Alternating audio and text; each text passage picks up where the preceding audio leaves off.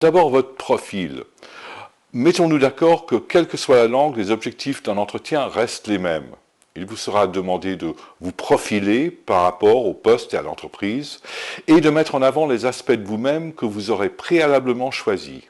Alors, votre intervieweur ne cherche pas seulement à se renseigner sur vos connaissances, vos acquis, qui seront de toute façon déjà visibles dans votre CV. Il ou elle cherche à savoir qui vous êtes.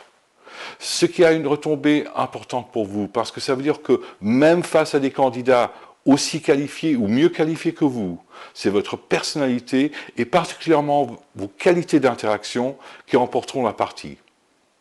Alors, l'entretien se déroule à deux niveaux. Il y a ce que je fais et ce que je suis. Et ce que je fais découle de ce que je suis. Et ce dernier est impliqué dans tous les renseignements sur le parcours professionnel. L'entretien d'embauche est un processus de vente. Dans l'occurrence, le produit, c'est vous. Et comme dans toute initiative commerciale, il est nécessaire de satisfaire à la logique interne de l'acheteur.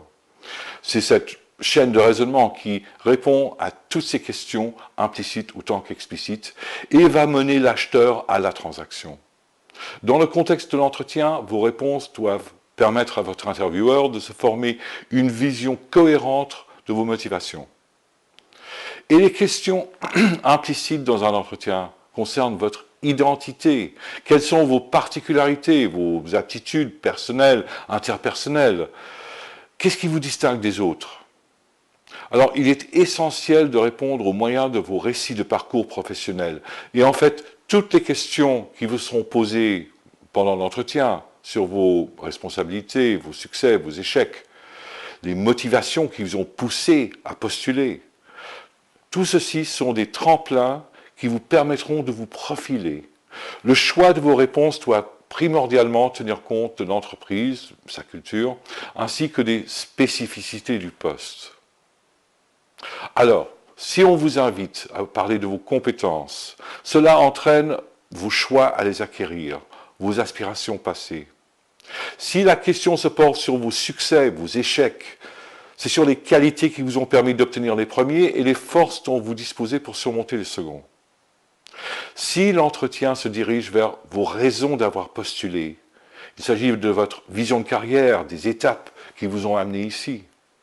Et si la question se pose sur votre développement, c'est l'opportunité de parler de vos aspirations pour l'avenir et leur évolution à partir du poste que vous visez. Le choix de ces récits est une des choses les plus difficiles à réaliser soi-même.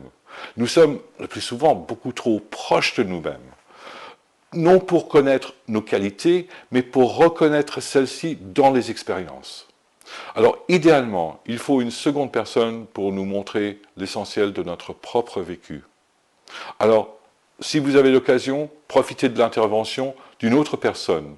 Quelqu'un qui vous connaît un peu, mais sans trop de présuppositions. L'approche produit souvent des résultats absolument surprenants.